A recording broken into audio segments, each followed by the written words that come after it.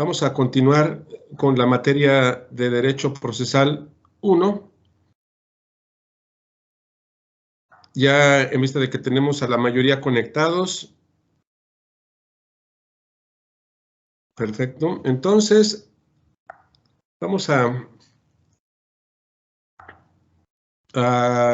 plantear sobre algunos puntos de referencia de los cuales hemos estado platicando. Vamos a empezar primero con las asistencias para ver cómo andan de sus micros.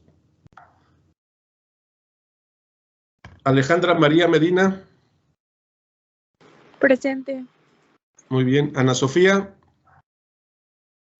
Presente, profesor. Perfecto. Dafne Merit. Presente. Muy bien. Danae Ramírez. Presente, profesor. Buenos días. Buenos días. Daniel Hernández. Presente, profe. Ok. Flores Zaragoza. Presente. Ok. Granados Díaz. Presente. Muy bien. Henry Ulises. Presente, profe. Correcto. Ian Elías Damián. Presente, profe. Ok. Jessica Montserrat Pérez. Presente, profesor. Correcto. Giovanni Torres Trejo. Presente, profesor. Muy bien. Juan Luis Gutiérrez Aubert. Presente, profesor. Excelente. María Fernanda Lozoya. Presente. Muy bien. Melanie Alejandra. Presente, profe. Ok. Rubén Ávila. Presente, profe. Correcto. Ruiz Mendoza María. Presente. Correcto. Samantha Natali. Presente. Ok. Víctor Carranza. Presente, profe. Correcto. Yarim Joali.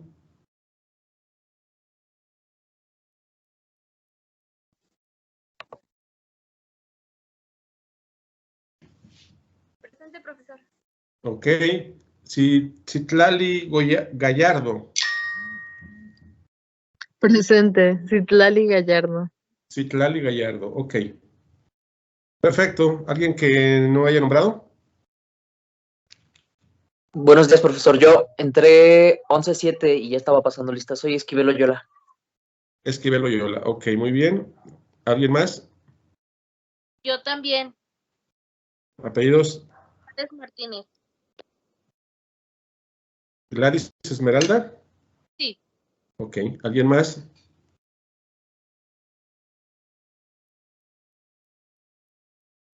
Bueno. En vista de que todos, al parecer, estamos al 100% con nuestro micro, esperemos que ya todos tengan su cámara. Vamos a preguntarle a alguien al respecto. Empezamos con... Hago una pregunta y a ver si hay algún voluntaria o voluntario, y si no, pues elijo. ¿Qué entienden por derecho procesal?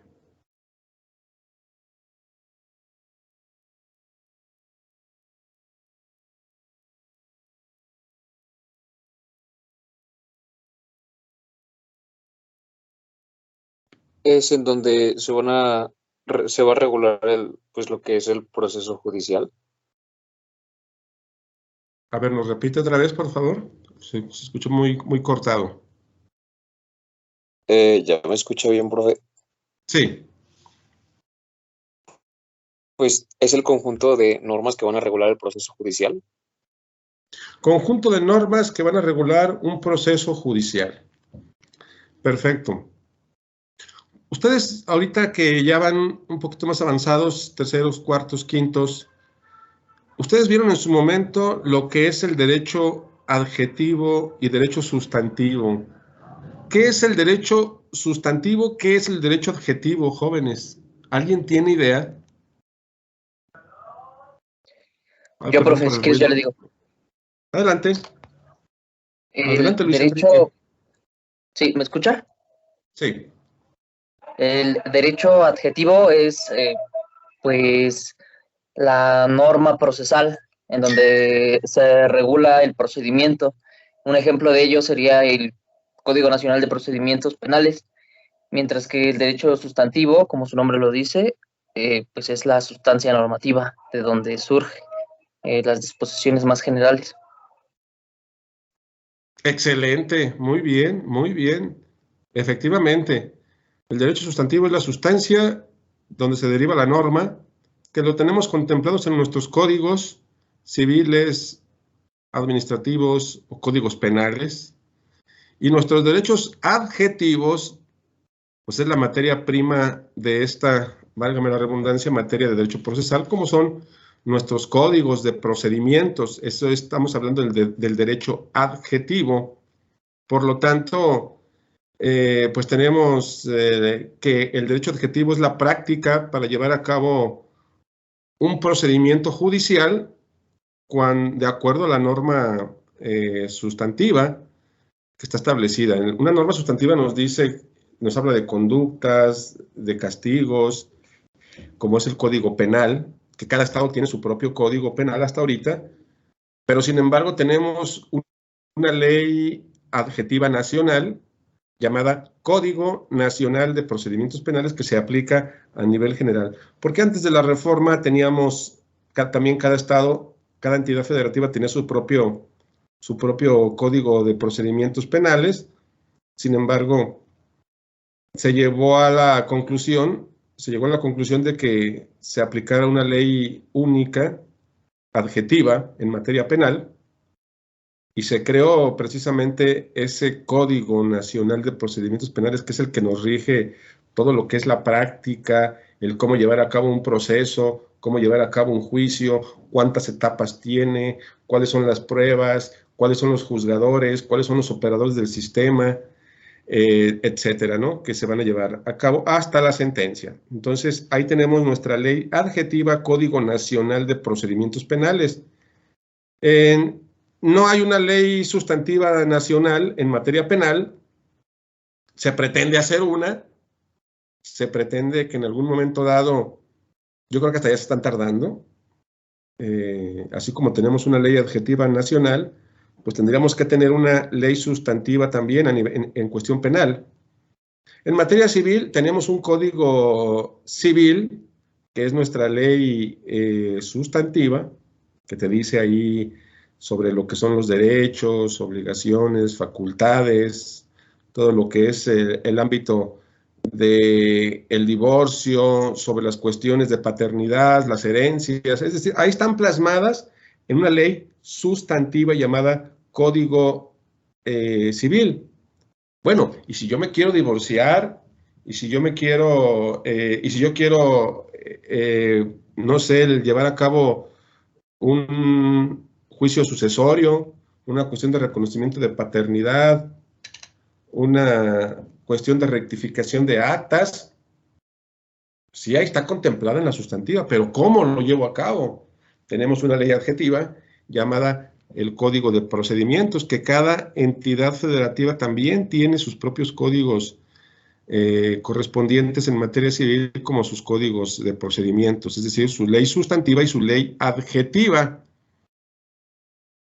Tengo entendido que aquí tenemos de varios planteles, creo que de Los Reyes y de Guadalajara, entonces, hablando de que en cada estado también se pretende en un futuro, no muy lejano, el unificar los criterios a nivel nacional. Lo vemos un poquito más lejos de que se lleve a cabo, pero no está tan a largo plazo, ¿no? Yo creo que estaría también a mediano plazo también hacer los códigos, unificarlos, tanto las leyes sustantivas como las leyes adjetivas. Esto para unificar todo en cuestión jurídica. Entonces, la cuestión adjetiva o las legislaciones adjetivas o leyes adjetivas, pues es nuestra materia prima, porque ahí nos dicen cómo llevar a cabo un proceso o un procedimiento judicial. Ahora que yo les dejé de tarea hacer la investigación, que ya habíamos tocado el punto de lo que es el procedimiento y el proceso, pues, ¿qué me podrá contestar al respecto sobre lo que es procedimiento y proceso? Kelly, Santiago, adelante.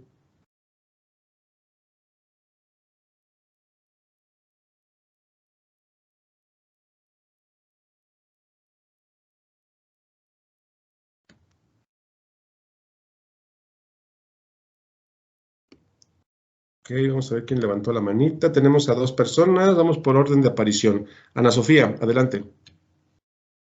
El proceso son los pasos que se llevan a cabo ante una autoridad judicial, como lo es el juez, y el procedimiento es como el principio a fin actuado ante el juez. Antes, el procedimiento, antes, ¿verdad? Muy bien. También tenemos levantadita la mano de Giovanni. Adelante. Igual, profesor, iba a decir lo mismo, que el proceso es cuando empieza desde la audiencia con el juez, y el procedimiento es desde que es presentado con el Ministerio Público. Audiencia hasta la sentencia. Perfecto, muy bien. Bueno, hay algunas personas que me están mandando un mensaje que no pueden accesar, no sé a qué se deba. Efectivamente, el procedimiento es lo general. Vamos a ver si podemos hacer una esquematización. A ver, permítanme. Vámonos a un pequeño esquema a manera de ejemplo.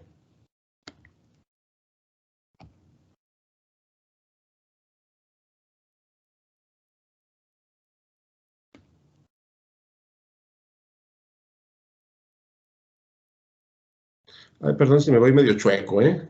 Ustedes no se fijen en eso. No Tenemos pasa nada. que en un proceso, ahí pueden observar mi pantalla, mi pintarrón digital. Sí, profe. Sí, profe.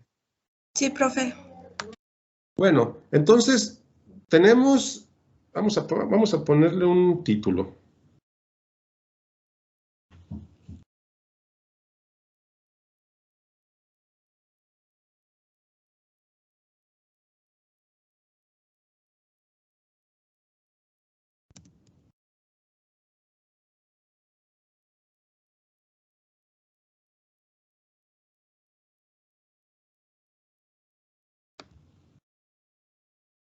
Siempre, jóvenes, tenemos lo que es un procedimiento y que va inmerso un proceso. El procedimiento, por lo general, bueno, más bien en general, es de principio a fin. Aquí tenemos un inicio y acá tenemos un final. Nuestro procedimiento llamado ordinario. ¿Qué es el ordinario? Nuestra primera instancia. Recuerden que nosotros tenemos en nuestra legislación asentado lo que son 3 instancias. Nuestra primera instancia sería nuestro juicio ordinario, que agotemos todo, de principio a fin hasta una sentencia. Nuestra segunda instancia sería la apelación de esa sentencia. Y nuestra tercera instancia sería un juicio de amparo. Pero hablando de lo que es el juicio como tal, el procedimiento, si nos metemos de lleno en lo que es el ámbito penal, por ejemplo, el procedimiento abarcaría todo, ¿no? Desde lo que es, vamos a ponerle nombre, del inicio,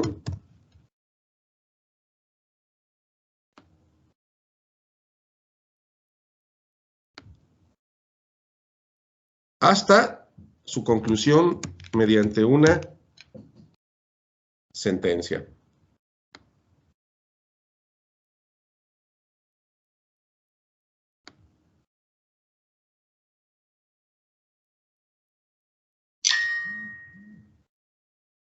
Pueden ocurrir muchas cosas durante lo que es este procedimiento que abarca desde el inicio hasta la sentencia, sería nuestro procedimiento. ¿Cómo iniciaría un juicio, más bien un procedimiento en materia penal? ¿Cómo creen que inicie? ¿De qué forma podrá iniciar un caso, un procedimiento en materia penal? ¿Cómo lo iniciaríamos? ¿Desde el delito? A través de la denuncia o querella. Sí, efectivamente, puede ser a través de una denuncia, de una querella, de una noticia criminal. Pues es lo que va a echar a andar el aparato de justicia de la primera investigación dentro del procedimiento, a través de una denuncia o a través de una querella, lo más común, ¿no?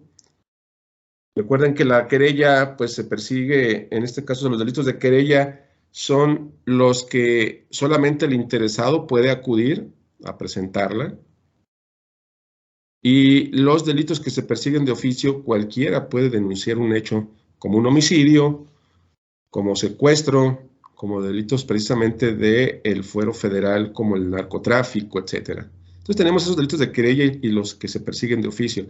Efectivamente, como dice nuestro compañero,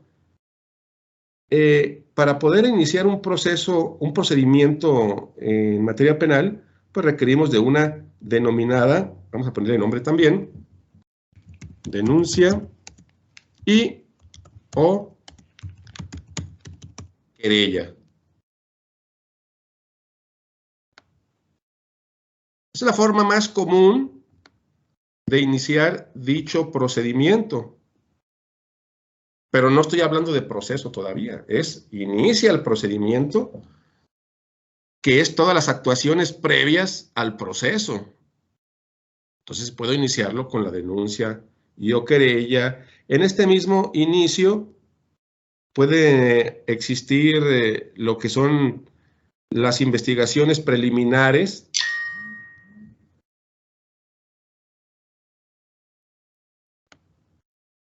Vamos a ponerlo aquí. Llamadas investigaciones. Antes llamadas averiguaciones previas, ahora investigaciones preliminares que van inmersas en una carpeta de investigación. Investigaciones preliminares. Sin embargo, todavía no estamos hablando de proceso. Seguimos haciendo referencia a un procedimiento. En estas investigaciones preliminares, ¿quiénes pueden participar hablando en materia penal? ¿Qué sujetos procesales, jóvenes? ¿Quién se imaginan que puedan actuar en investigaciones preliminares en el delito?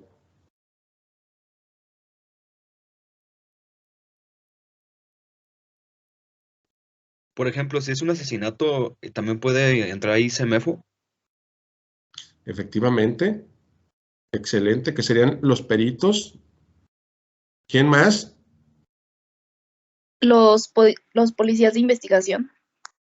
Policías de todo tipo de investigación, municipales, estatales, de acuerdo a la necesidad. ¿Quién más?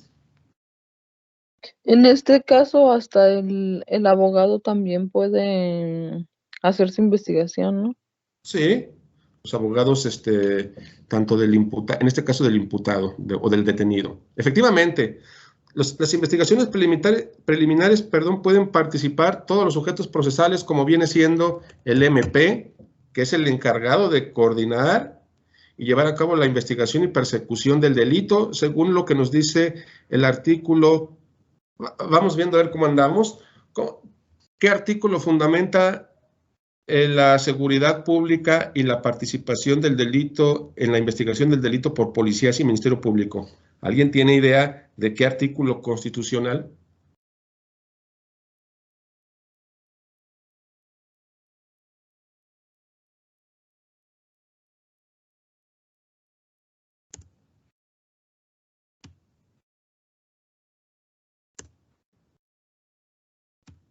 ¡21, jóvenes!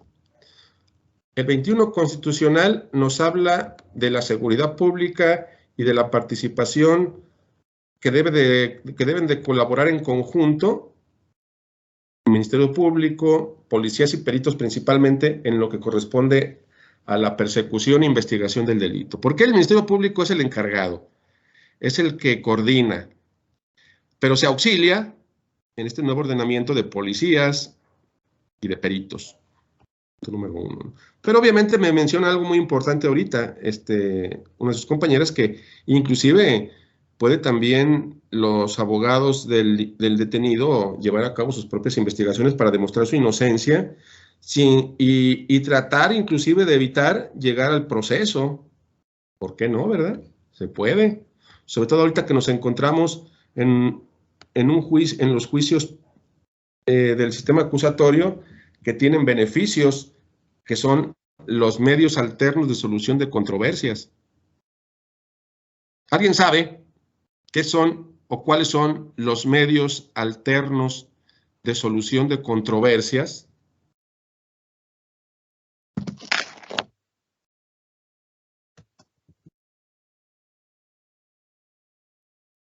¿Sería la conciliación? La conciliación es uno, efectivamente.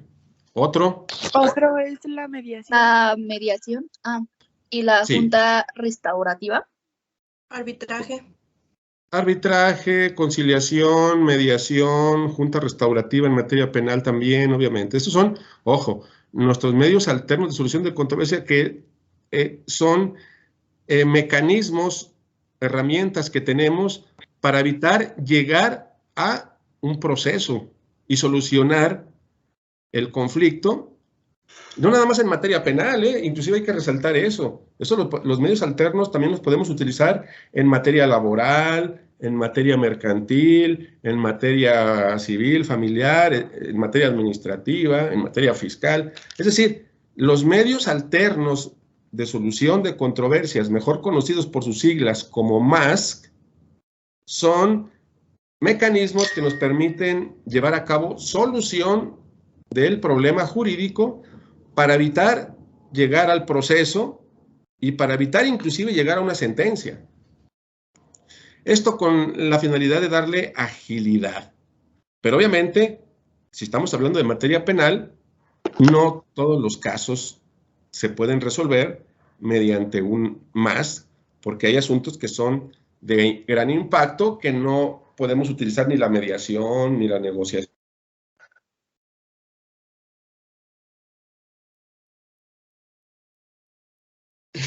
Uno, aplicar. ¿Elías iba a hablar al respecto? No, profe, perdón. Podríamos aplicar inclusive, independientemente de los más, que se presumen antes del proceso. Dentro del proceso, que ahorita llegamos a eso, podemos aplicar inclusive las salidas alternas, como puede ser un acuerdo reparatorio o una suspensión condicional. E inclusive existe un procedimiento abreviado que también lo contempla el Código Nacional de Procedimientos Penales, ¿no? Pero bueno, efectivamente el punto que quería llegar es los más. Adelante, Citlali. Perdón que lo interrumpa, pero es que me puedo retirar, voy a ir a lo de la vacuna. Ok, ¿ya le tocó el día de hoy a usted? Sí. Perfecto, sí, adelante, no hay ningún problema, Citlali. Bien, continuamos. Me regreso otra vez a mi esquema. ¿Vamos bien hasta aquí? ¿Se va comprendiendo?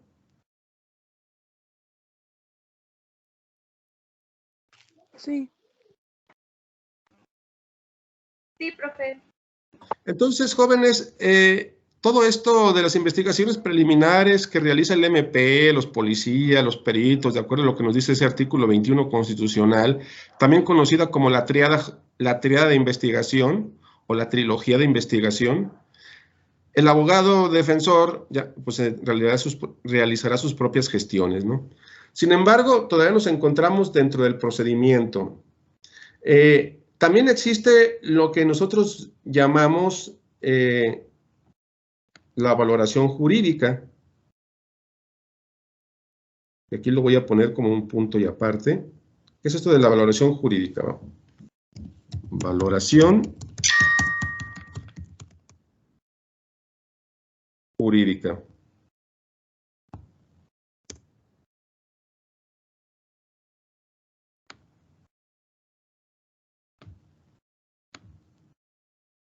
Una valoración jurídica es la que realiza el Ministerio Público ya una vez que es puesto a su disposición el detenido, si es que fue capturado en la flagrancia. Entonces, la valoración jurídica, si le queremos agregar aquí de manera que te quede claro, la realiza el MP una vez, bueno, dentro de las 48 horas, para que se entienda, dentro de las 48.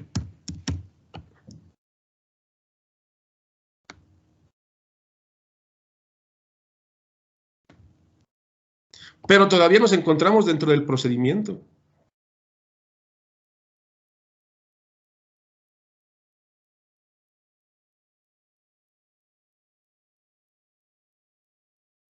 ¿Qué quiere decir esto, jóvenes? Que cuando iniciamos un procedimiento por medio de una denuncia o una querella, se realizan investigaciones preliminares, llámese que fue la persona detenida en una flagrancia, haciéndole el ejercicio mental de que estuvo robando, que estuvo asaltando, que lo encontraron con las manos en la masa cometiendo algún hecho delictivo, el que tú quieras, se detuvo por medio de la retención, puede ser por civiles y después por los elementos policíacos. Se realizaron las gestiones pertinentes por parte del MP, policías, peritos, e inclusive pues llegó sus abogados, se le leyeron sus derechos humanos al detenido, se le aplicaron los protocolos correspondientes, se fijaron indicios, si es que los hay, los indicios correspondientes para llevarlos a los peritos e inclusive si se trata de un homicidio, como bien decían hace un momento, pues hasta el CEMEFO, ¿no? El cadáver, que es un indicio súper importante también dentro de la investigación para que se le practique la necropsia correspondiente. Es decir, todos los peritajes, investigaciones correspondientes entre el MP, policía y peritos van a ser fundamentales para integrar una excelente carpeta de investigación. Y después, una vez que se llevó a cabo todo el protocolo de actuación policial, su IPH, o conocido como el informe policial homologado, que se le leyeron sus derechos humanos al detenido, de forma inmediata lo tienen que llevar ante un ministerio público, a sus instalaciones correspondientes, para que este ministerio público, una vez que fue puesto el detenido de forma inmediata ante el MP tendrá 48 horas para hacer una valoración jurídica, para determinar si existen elementos suficientes para llevar a cabo un proceso, o si existen elementos para poder llevar a cabo un medio alterno de solución de controversia, o si existen elementos para poder llevar a cabo un criterio de oportunidad, o si no hay elementos de no ejercer la acción penal. Entonces, aquí tenemos el siguiente punto.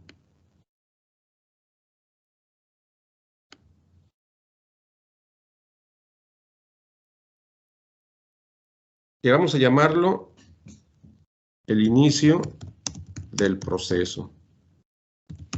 Ahorita me estoy refiriendo nada más en cuestión penal. El inicio del proceso.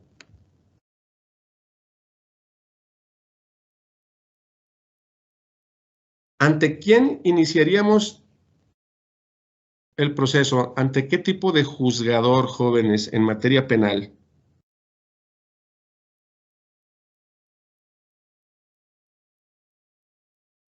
¿Qué tipo de juez?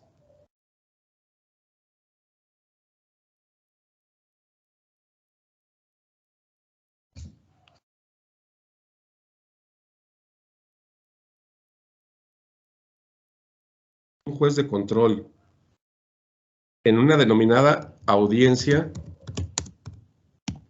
inicial, que es la primera.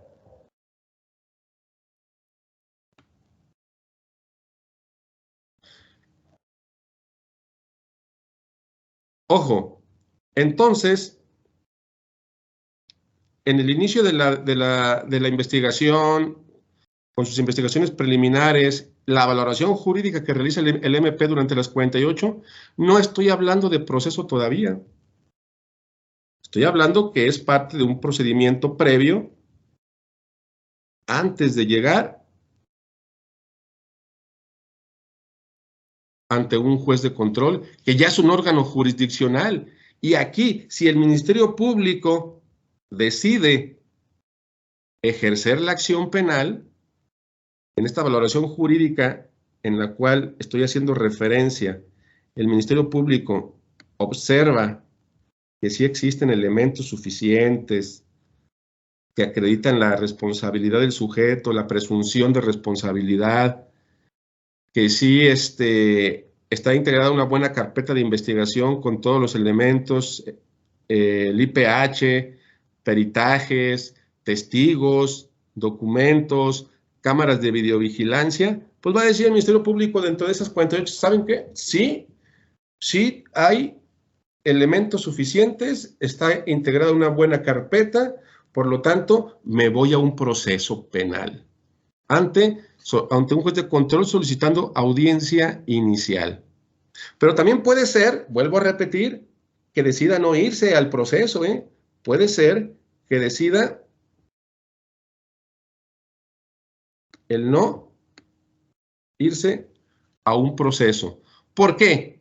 Porque puede ser que aquí en esta etapa llamada de investigación inicial llegaron a un acuerdo, porque fue un choque nada más, porque fueron un delito de lesiones simples, y el Ministerio Público podrá decir, y tiene la facultad de invitar a las partes a llevar a cabo una red. No es obligatorio, pero sí tiene la facultad de invitarlas. Es una obligación del Ministerio Público invitarlas. No es obligatorio que las partes decidan someterse aún más a una mediación, a una conciliación, etcétera, ¿no? No es una obligación, pero sí se les invita. Tratándose de un delito de tráfico, en este caso un choque de tráfico, automovilístico, lesiones simples, robos simples, patrimoniales sin violencia simples, pueden solucionarse mediante un medio alterno de solución de controversia. Se les invita, y si las partes llevan a cabo su negociación, su mediación, su conciliación, aquí se acabaría todo dentro del procedimiento sin necesidad de haber llegado a un proceso. También puede suceder que el Ministerio Público no haya encontrado elementos suficientes para ejercer la acción penal y llevarlo ante un proceso, porque no hay pruebas suficientes, no hubo testigos, hay anomalías, y no se va a aventar el Ministerio Público esa situación controvertida de solicitar audiencia inicial ante el juez de control, porque es muy probable que en la primera audiencia llamada, o en la primera fase de la audiencia inicial llamada control de detención, pues hay la posibilidad de que lo dejen en libertad. Entonces puede el decidir no ejercer la acción penal en esta fase de valoración jurídica. Es decir, pueden suceder bastantes cosas, ¿no? Un arreglo, un no ejercicio de la acción penal, un criterio de oportunidad o el ejercicio de la acción penal para iniciar proceso. Si el Ministerio Público decide iniciar dicho proceso, entonces aquí ya estamos hablando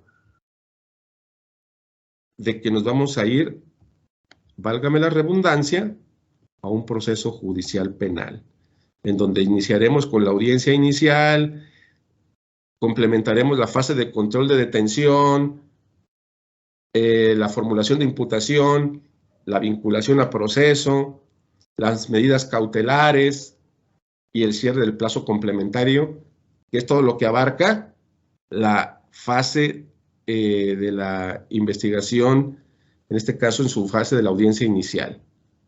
Si agotamos esa primera audiencia, junto con su etapa correspondiente, llegaremos a una segunda. ¿Alguien tiene conocimiento de los aquí presentes, conectados?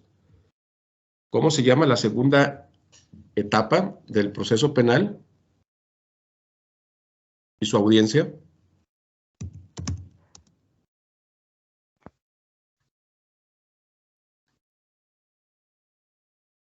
¿Ni idea? Me parece que es la etapa de juicio oral, ¿no? No, porque me estoy refiriendo a la 2. La de juicio oral es la 3. Profe, Es la segunda, es la intermedia, ¿no? Donde se prepara el juicio. Es correcto, la intermedia. Voy a ponerle nombre a la 1 para que sepan que se llama la 1 etapa de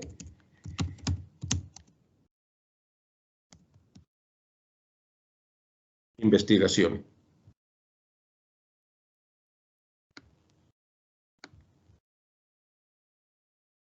Que la voy a poner aquí. Etapa de investigación. Es más, hasta hay que resaltarlo para que ubiques a qué nos estamos refiriendo. ¿Vamos bien, jóvenes? ¿Se va comprendiendo? Sí, profe. sí. Sí, profe. Sí, profesor. Perfecto. Entonces, la etapa de investigación abarca desde el inicio hasta que termina la etapa de investigación complementaria, que vendría siendo más o menos en este punto, ¿no? Que nos encontramos previo a la etapa intermedia. Pero esa etapa de investigación lleva una audiencia que tiene por título audiencia inicial. Aquí lo tenemos, audiencia inicial. La etapa intermedia tiene su propia audiencia. ¿Cómo se llama la audiencia de la etapa intermedia, jóvenes?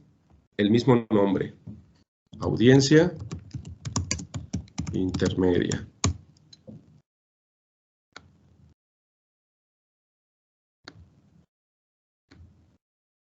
Que es una etapa donde se ofrecen y se admiten los medios de prueba. No hay que confundir ofrecimiento y admisión con desahogo. Ofrecimiento y admisión es que las partes le ofrecen al juez de control las pruebas y el juez las califica a ver cuáles son legales. Ese es el punto medular de la etapa intermedia. Ofrecimiento y admisión. Ojo, no desahogo, porque el desahogo ya vendría siendo una denominada etapa 3.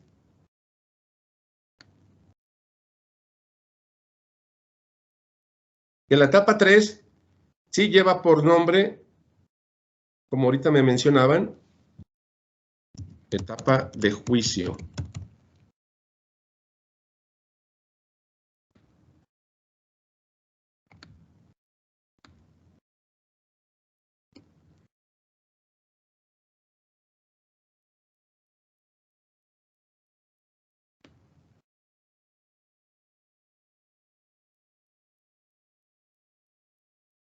Ahí tenemos nuestras 3 etapas, jóvenes, en un procedimiento penal. Para ahorita ir aterrizando. Etapa de investigación, etapa intermedia y etapa de juicio.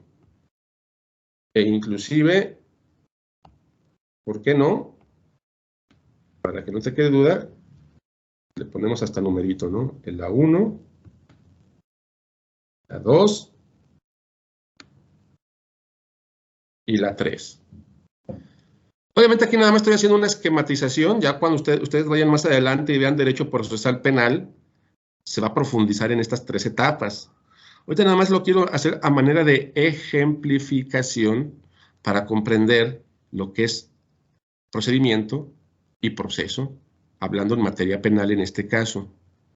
El procedimiento, bueno, la etapa de juicio sí es, deja asentar aquí, sí es una etapa, lleva también su audiencia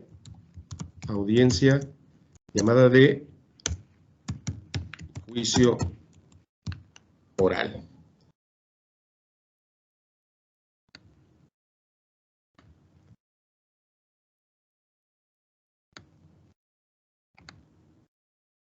Que es el desahogo. Fíjate bien, la etapa de investigación lleva su audiencia,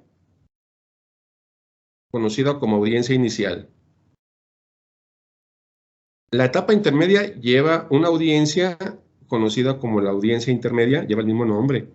La etapa de juicio lleva su propia audiencia, conocida como audiencia de juicio oral.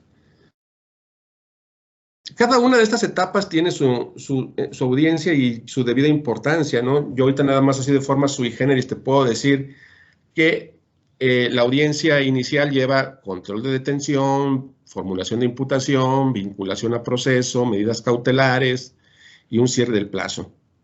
La audiencia intermedia también lleva sus propias particularidades, el ofrecimiento, admisión, calificación de los medios probatorios ante el mismo juez de control. En la 1 y en la 2 conoce el juez de control, pero ya en la etapa 3, que es una etapa de desahogo probatorio de los medios probatorios, ya es un juez diferente que tiene el nombre de o juez de juicio o tribunal de enjuiciamiento. El que lleva a cabo la etapa 3 debe ser uno diferente a los juzgadores previos de la 1 y la 2, conocidos como jueces de control. Así lo determina el procedimiento y los procesos penales que nos contempla la ley adjetiva llamada Código Nacional de Procedimientos Penales.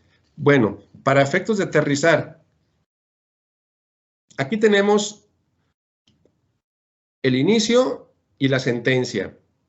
¿Qué sería procedimiento y dónde encontramos el proceso judicial? ¿Quién me lo explica?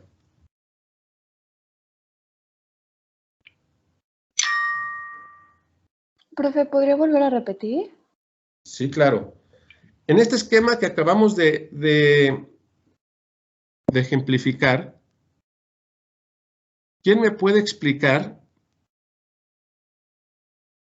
de dónde a dónde es el procedimiento y de dónde a dónde es el proceso judicial?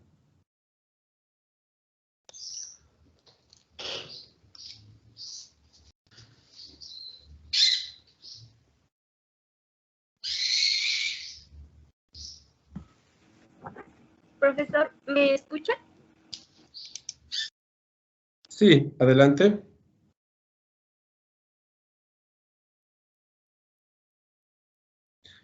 Veo varios con manitas levantadas. Vamos a ver. Vamos por orden de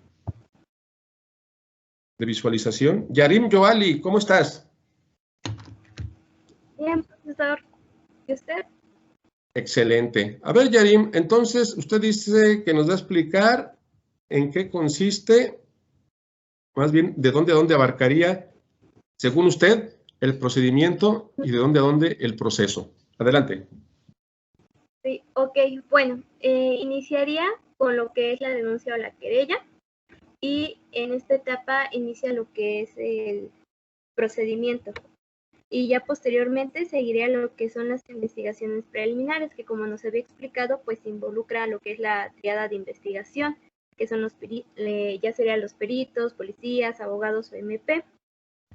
Y después continuaría lo que es la etapa en donde va a valorar, va a hacer el MP la acción de valorar lo que se haya investigado dentro de 48 horas y si pasan todo este proceso y es aprobado, no se hizo a lo mejor un acuerdo previo y todo está de manera adecuada, que no haya como lagunas o algo así, pasarían a lo que sería el inicio del proceso judicial, en donde va a actuar lo que es el juez de control y como ya nos explicaba, se presentan 3 etapas. La primera sería la inicial o la audiencia de investigación y la segunda sería la intermedia y la tercera sería la etapa del juicio. Es correcto, muy bien, excelente. Ahí ya quedó explicado, fíjense bien, excelente, gracias, Joali. El procedimiento sería, entonces, todo. Lo voy a poner así. Partimos desde el inicio.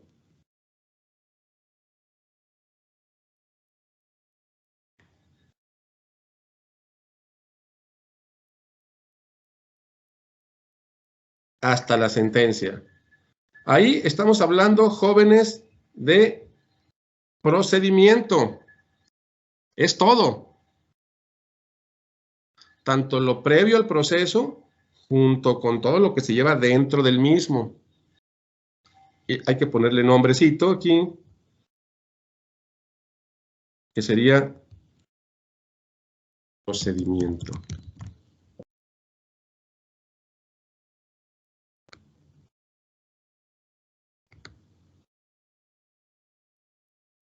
De principio a fin, jóvenes, sería nuestro procedimiento. Ahora, como bien decía yo, ¿dónde vamos a encontrar el proceso? Desde donde está ya actuando un órgano jurisdiccional hasta la sentencia. O sea, desde aquí. Ay, perdón por el ruido, hasta la sentencia. Aquí llevaría el nombre de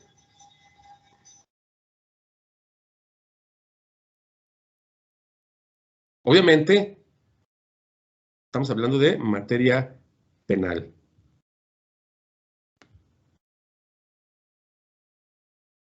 El procedimiento sería desde principio a fin, abarca todo lo que es el inicio, las preliminares, la valoración jurídica. Si el juicio ve el Ministerio Público que hay elementos suficientes, hace su valoración jurídica, solicitaría la audiencia inicial ante un juez de control, y como ya vamos a encontrarnos ante un juez de control, ya ahí, en ese momento, va a dar comienzo nuestro proceso, también conocido como el ejercicio de la acción penal, porque ya nos encontramos ante un juez de control que va a llevar a cabo la audiencia inicial, se va a agotar todo lo de la audiencia inicial, posiblemente lleguemos a una audiencia intermedia, donde también el mismo juzgador va a conocer la audiencia intermedia, de la etapa intermedia como tal, se va a agotar todo lo referente a la audiencia intermedia, y después posiblemente llegaríamos a una tercera etapa llamada de juicio, con su audiencia de juicio oral, donde se va a llevar a cabo el desahogo y se va a emitir una sentencia al final, que bien puede ser o condenatoria o absolutoria, es decir, o libre o inocente. Entonces, lo actuado ante órganos jurisdiccionales es proceso, y procedimiento es todo en general, lo que se actúa de forma preliminar hasta la conclusión del juicio ordinario. Entonces, por ello mismo, este esquema nos sirve para aterrizar por qué se le llama procedimiento y por qué se le llama proceso. Ahora, tenemos un Código Nacional de Procedimientos Penales. ¿Por qué no se llama nuestro Código Nacional de Proceso Penal? ¿Por qué se llama Código Nacional de Procedimientos Penales? ¿Quién me dice? Aterrizando ya esto, ya de una vez queda muy claro el por qué se le llama Código Nacional de Procedimientos y no un Código Nacional de Proceso Penal. ¿Quién me lo explica? Adelante.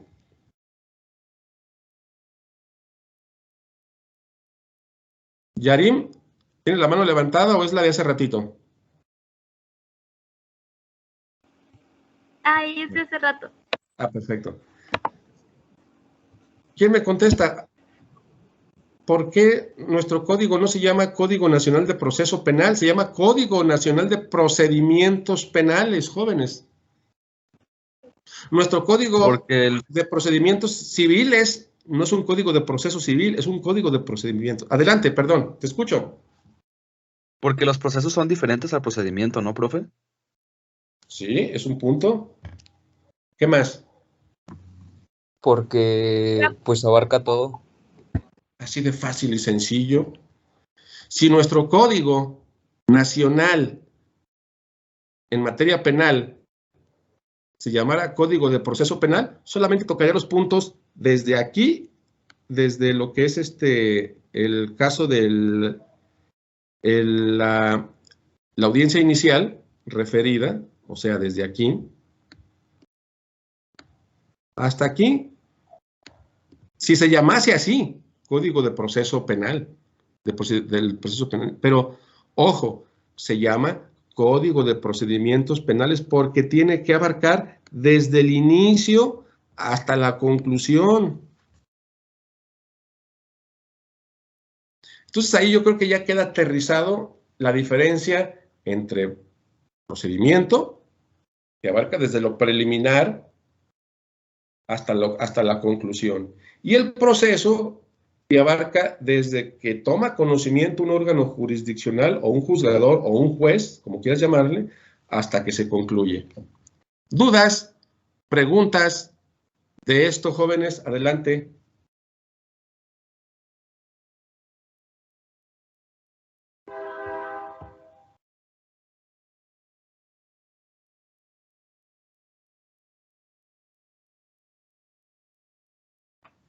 ¿Ninguna?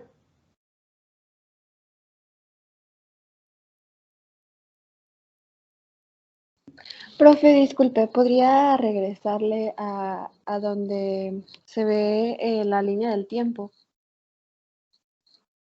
Por favor. Ok, a ver, vámonos a la línea del tiempo. Aquí está.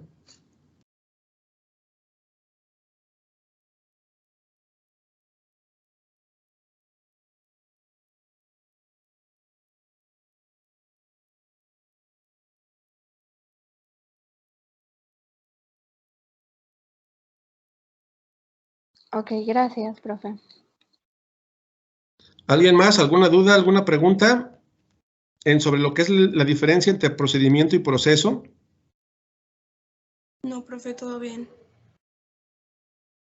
Entonces, como podrán darse cuenta, es por ello que los nombres de nuestra ley adjetiva lleva por título procedimientos y no proceso, porque el procedimiento, jóvenes, abarca tanto lo previo como el proceso mismo. Si nada más fuera un código de proceso, sería solamente lo actuado ante el órgano jurisdiccional única y exclusivamente, y excluiríamos lo que es las investigaciones preliminares. Entonces, por excelencia y por cuestiones obviamente prácticas, tenemos códigos de procedimientos penales, códigos de procedimientos civiles, porque abarca desde el principio a fin.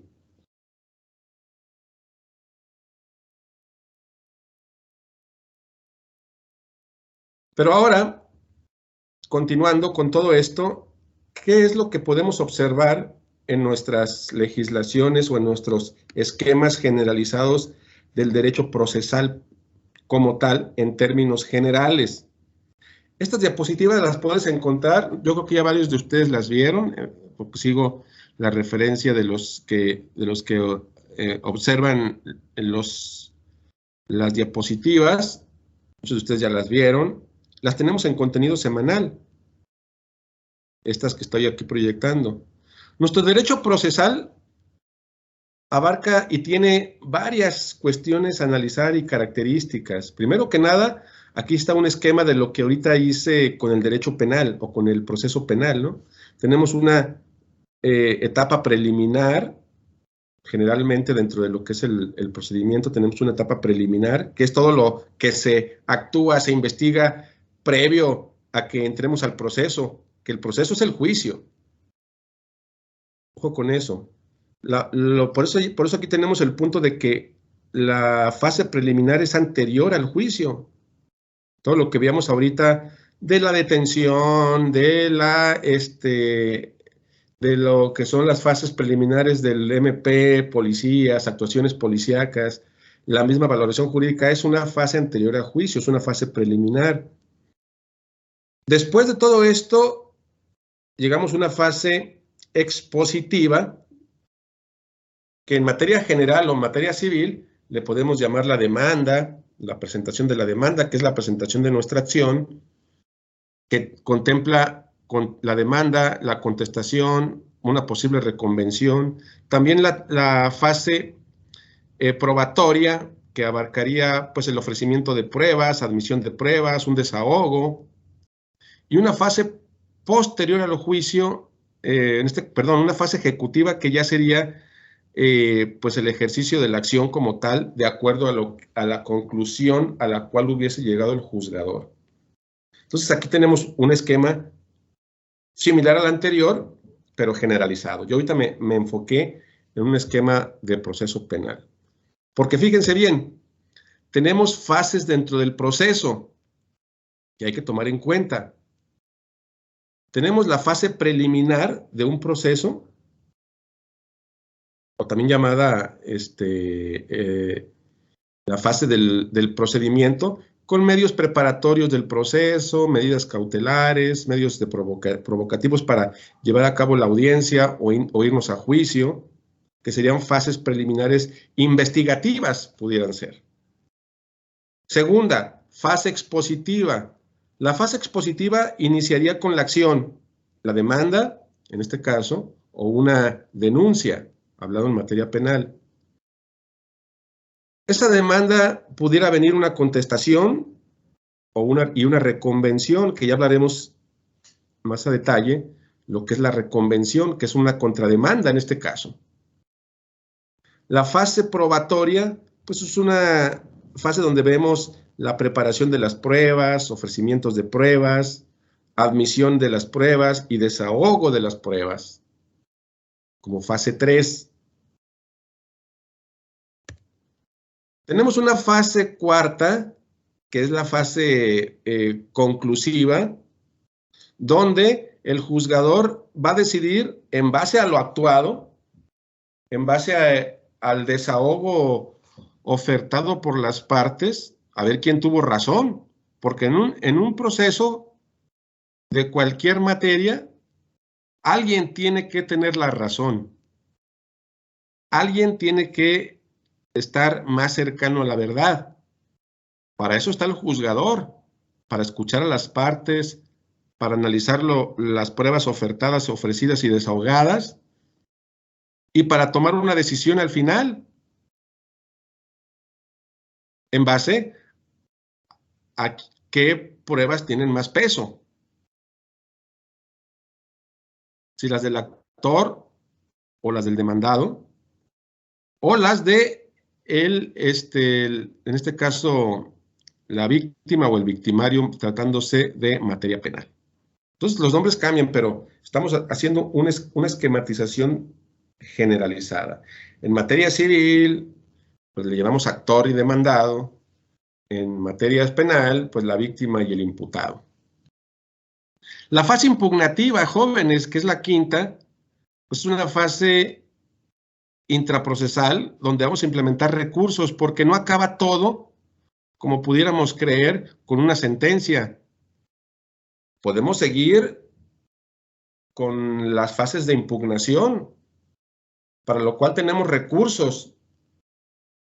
Si no estamos convencidos de que la sentencia que dictó el juzgador, llámese en materia civil, mercantil, penal, laboral, no nos convenció, y no nos convenció porque creemos que no fue correcta, que no interpretó bien nuestras pruebas, que cometió errores el juzgador en la sentencia, pues no acaba ahí, puedo yo apelar, puedo presentar mi fase impugnativa por medio de los recursos, que estos bien pueden ser de manera ordinaria, extraordinaria o excepcionales. En materia ordinaria, pues nos habla ahí de los típicos que son los recursos de apelación, recursos de queja, recursos de revisión, recursos de reclamación, que estaremos viendo cada uno de ellos.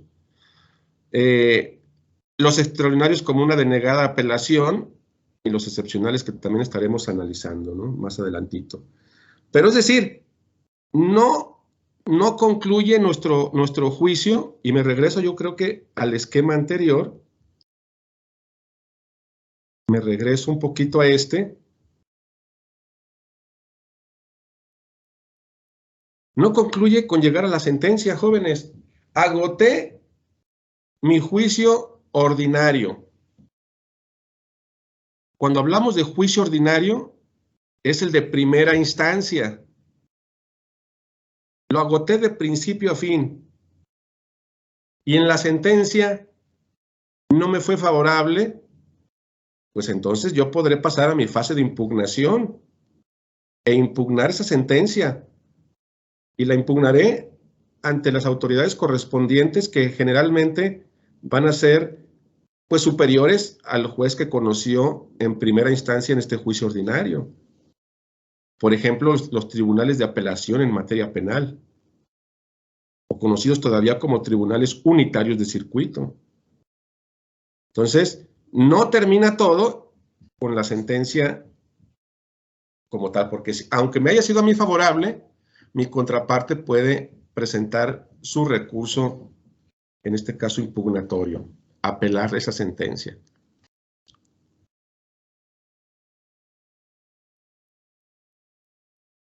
Me regreso otra vez aquí. Nuestra fase ejecutiva, pues viene siendo ya la ejecución de lo que ordenó el juzgador.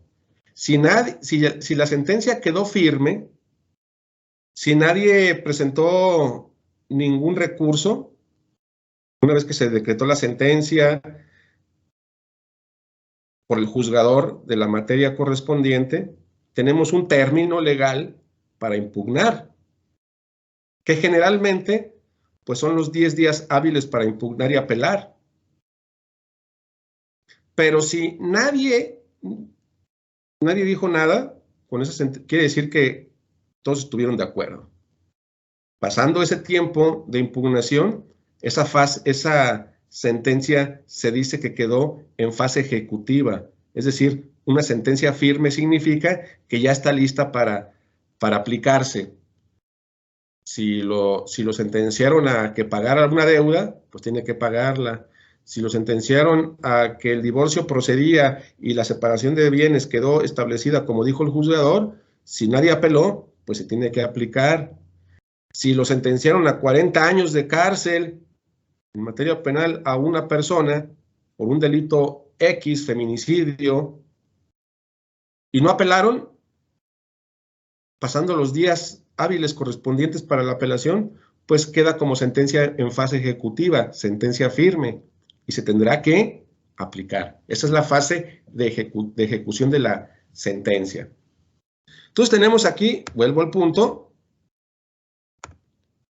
fase preliminar, fase expositiva, fase probatoria, fase conclusiva, fase impugnativa, fase ejecutiva. Fase preliminar, de acuerdo a lo que vimos ahorita en materia penal, pues es nuestra etapa del procedimiento inicial. La fase expositiva ya sería ante el juzgador de control. La fase probatoria sería la tercera etapa, la de juicio. Bueno, contempla un poco de la intermedia porque nos habla de ofrecimiento y admisión, en este caso hablando de penal, se juntan las dos junto con el desahogo. La fase conclusiva, pues es una sentencia. La fase impugnativa es que tendría yo la facultad jurídica, procesal, de estar inconforme con dicha sentencia. Y para ello tendría yo que impugnar mediante un recurso. Que cuando vamos a impugnar la sentencia sería una apelación. Pero si no impugné, o impugné y la apelación fue negada, entonces si ya no presenté amparo ni nada, quedaría en fase de ejecución. Preguntas, dudas, comentarios sobre este esquema de las fases del proceso en general, jóvenes.